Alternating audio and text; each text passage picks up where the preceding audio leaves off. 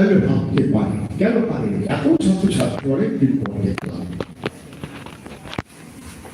শ্রদ্ধেয় শিক্ষক মিঠুন রায় যখন আমাকে বলেছিল যে স্যার এমন একটা আয়োজনে আপনি থাকবেন, আমি সঙ্গে সঙ্গে হ্যাঁ নিশ্চয়ই থাকবো।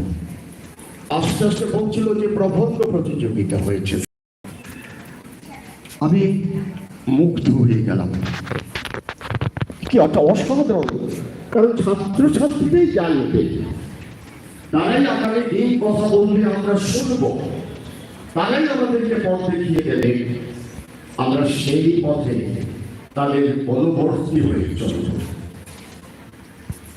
কে বঙ্কিমচন্দ্র চট্টোপাধ্যায় ইতিমধ্যে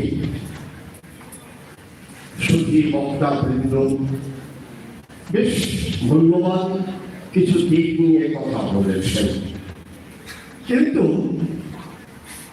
সব কথা বলা হলেও ধরে নিতে হবে বঙ্কিমচন্দ্র সম্পর্কে হয়তো আমরা এখন সে জায়গায় পৌঁছতে পারি। আমার পক্ষে তো কখনই সম্ভব নয়।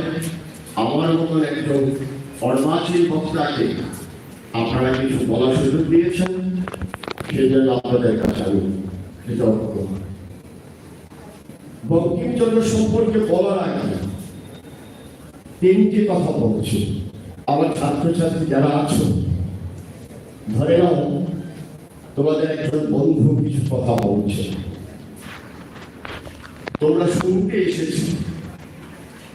আজকের দিনটা কিন্তু অন্য কোনো কথা নয়, অন্য কোনো ভাবনা নয়, অন্য কোনো আলোচনা নয়। আজকে বঙ্কিমচন্দ্র চট্টোপাধ্যায়কে নিয়ে আমরা ভাববো, আমরা কথা বলবো।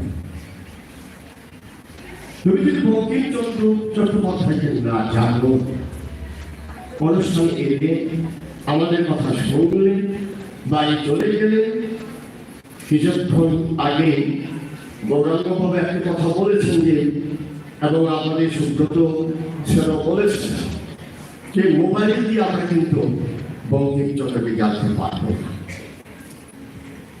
সবার কথা শুনে বঙ্কিমচন্দ্রের জীবনে মহাভারত তৈরি হতে পারে। কে বঙ্কিমচন্দ্র? এই বিখ্যাত লোকটি সম্পর্কে বিখ্যাত লোকদের কথা নিয়ে শুরু করা যাক। ঋষি বঙ্কিমচন্দ্র নিয়ে আরেকজন ঋষি অসাধারণ একটি বই লিখেছেন, আলোচনা করেছেন, এবং আমি বারবার পড়ি, বারবারই আমি মুগ্ধ হয়েছি। তিনি হলেন ঋষি অরবিন্দ। তোমরা নিশ্চয়ই নাম শুনেছ। বিপ্লবী, সর্বত্যাগী, মহাসাধক, পণ্ডিতকে দিব্য জ্ঞান দর্শনের বিনস্থান তিনি তৈরি করেছেন।